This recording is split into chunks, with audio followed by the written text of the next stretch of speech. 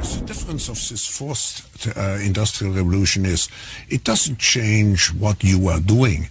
It changes you. If you take genetic editing, right. Just as an example, it's you who are changed. Yeah. And of course this has a big impact on your identity. Yeah. Editing your genes? Cool. I'll explain that later. But first, why do so many people consider this guy, Klaus Schwab, to be the most dangerous man in the world? Well, there's some reasons.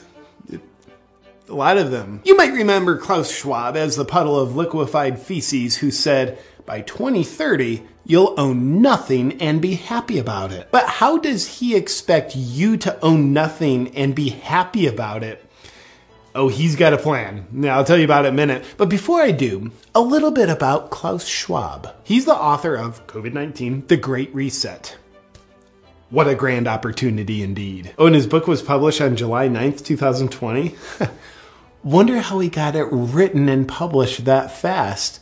It's almost like maybe he pre-wrote it before he started the pandemic. I mean, before the pandemic started. Old Klaus is also the founder and chairman of the World Economic Forum, an organization that faces the public with very noble-sounding goals of creating a better world. Fear-mongering about climate change and disease are big goals of theirs. Welcome to Davos. Just park your private jet over there and then go inside and pretend to be concerned about climate change. Klaus and the World Economic Forum want a worldwide digital ID system that determines your access to goods and services. It would monitor your online behavior, purchases, and biometrics. It kind of seems like he just wants to do away with the whole democratic process and give all the power to the state and whoever runs the state, the deep state. But that's based on both his words and actions, so it's probably an inaccurate observation. Was Dr. Evil's character based on this reptile? Mr. Schwab writes the following.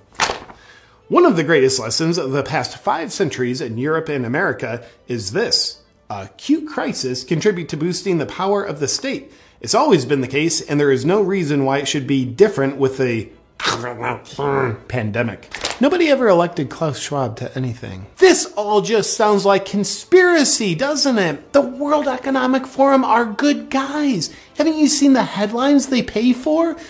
Go green, right? Right? That's probably right. They truly are good guys.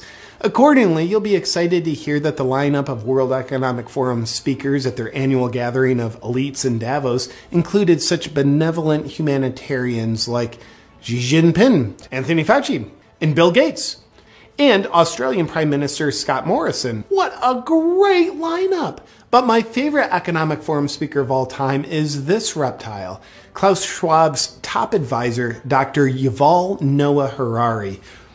Let's see what he has to say. Data might enable human elites to do something even more radical than just build digital dictatorships. By hacking organisms, elites may gain the power to re-engineer the future of life itself. Because once you can hack something, you can usually also engineer it. Elites hacking organisms and re-engineering life itself? Well, he's not talking about doing that to people, is he? Now, in the past, many tyrants and governments wanted to do it, but nobody understood biology well enough, and nobody had enough computing power and data to hack millions of people. Neither the Gestapo nor the KGB could do it. But soon, at least some corporations and governments will be able to systematically hack all the people. Well, I guess he was talking about doing that to people.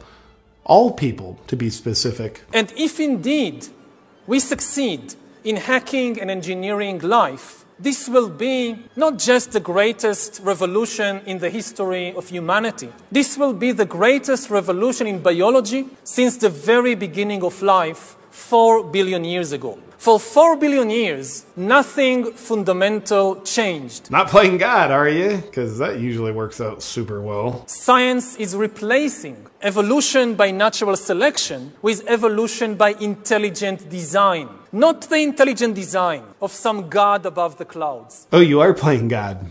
Say more. Evolution by natural selection with evolution by intelligent design. Not the intelligent design of some god above the clouds, but our intelligent design and the intelligent design of our clouds, the IBM cloud, the Microsoft cloud, these are the new driving forces of evolution. Gosh, you wouldn't by chance have a plan in place on how to control people with your cloud technology, would you? And that plan isn't by chance already being implemented, is it? Today, we have the technology to hack human beings on a massive scale. Oh, so you could implement it. In this time of crisis, you have to follow science. It's often said that you should never allow a good crisis to go to waste. Sounds familiar. And I guess you are implementing it already. Didn't anyone bother telling this guy not to say any of this out loud on camera? It's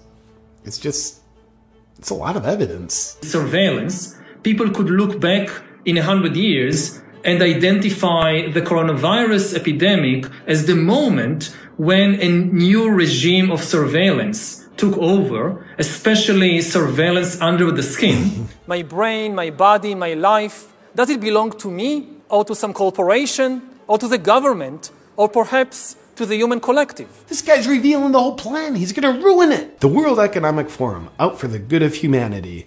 You'll own nothing, not even your own DNA, if we have our way. Now for some additional fun facts about Klaus Schwab and the World Economic Forum. They've got a Young Leaders Program, which is a 5-year indoctrination program into their principles. The goal of the program is to create world leaders who don't answer to their people because they don't care about them. They answer to their bosses at the World Economic Forum. Graduates of the program include admirable world leaders that are suspiciously in lockstep with the Great Reset, such as Justin Trudeau, Francis Macron, and Mark Zuckerberg. Sponsoring partners of the World Economic Forum's Young Global Leaders program have been the Bill and Melinda Gates Foundation and Google. I wonder why Google censors and shapes information to be in exact support of the World Economic Forum's narrative.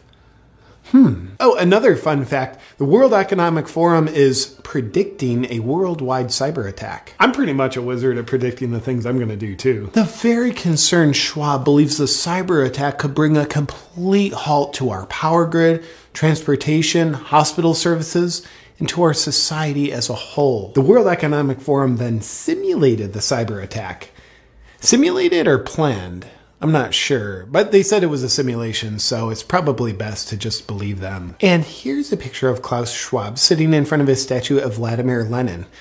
I wonder why he's got a statue of one of the most murderous world leaders in history. Lenin killed an estimated 5 million people. And finally, remember Schwab's whole thing about you'll own nothing and be happy about it? What's the World Economic Forum's plan to make that happen? Well, it's probably nothing, but consider this. BlackRock is an investment firm with $9 trillion under management, which is a higher GDP than every country on Earth, aside from the US and China. Therefore, it turns out BlackRock has more political and financial influence than the Federal Reserve and most governments. Sounds cool, but what's the connection with the World Economic Forum?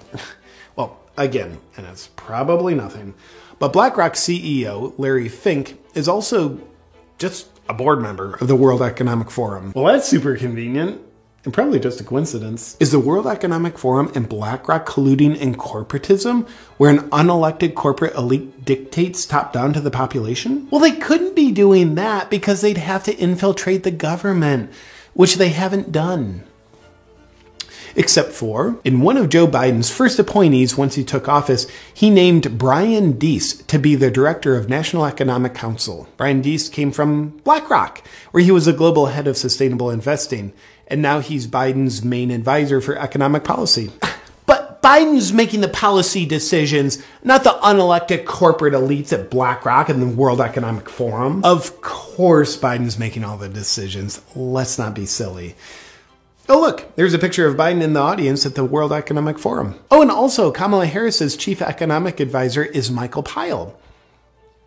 He came from BlackRock, where he was a global chief economic strategist. overseen the strategy for investing $9 trillion. Well, it looks like corporatism, but it's probably not. But if it was, it would actually be a viable strategy for BlackRock and the World Economic Forum to own everything and for you to own nothing. Oh, fun fact, BlackRock is buying up single-family homes at an alarming rate, oftentimes paying 20 to 50% above asking price, so normal people like you and I can't own the homes. Now, there is an interesting pattern to all this. You know how you hear about ancient tyrannical rulers who would rule over their dumb people by saying things like, yeah, if you don't do all of this slave labor and let me sleep with your wives, then God's going to make you all perish in a deadly storm. Well, God told me, and because I'm elite, I have access to this knowledge and you don't. So you better do as I say or you're going to die. Well, us peasants can't perceive what the king can, so we better do as he says. Go ahead and bang my wife. And thank you for doing it for my protection, King. Good old fear-mongering, a predictable pattern as old as time itself. But with Klaus and the World Economic Forum, it's climate change is gonna kill you, disease is gonna kill you, and a cyber attack's gonna get ya. So you better do as we say, or you're gonna die. I don't know, the weather looks pretty good to me. And why don't you ever smile, Klaus? You look like a sociopath. No, you don't understand. We elites have access to knowledge that you don't. So you better listen to us or you're gonna die. Same old fun pattern of fear-mongering. They know of the scary problems and only they have the solutions. So listen up or you're gonna die. Gotcha, Klaus. Nothing new here. We see you. In conclusion to the question, is Klaus Schwab the most dangerous man in the world? Here's his top guy again. Humans are now hackable animals. You know, the whole idea that humans have, you know, they have this soul or spirit and they have free will and nobody knows what's happening inside me. So whatever I choose, whether in the election or whether in the supermarket, this is my free will, that's over. Free will, that's over. It will indeed be over. If you outsource your thinking to outside influences and take the easy way out by choosing obedience over bravery. Doing so makes you very susceptible to being manipulated by fear. And if this happens, you will fail at remaining a free, sovereign individual. But here's how Schwab and his friends, who sociopathically never smile, fail at their great reset, and you succeed at remaining a free, sovereign individual. Be guided by your own critical thinking and what your heart and soul knows is right. And choose bravery over obedience. Obedience or bravery? Outsource your perspectives or do your own critical thinking? We are in the process of either the Great Reset or the Great Awakening, and the choice isn't Klaus Schwab's. The choice is yours.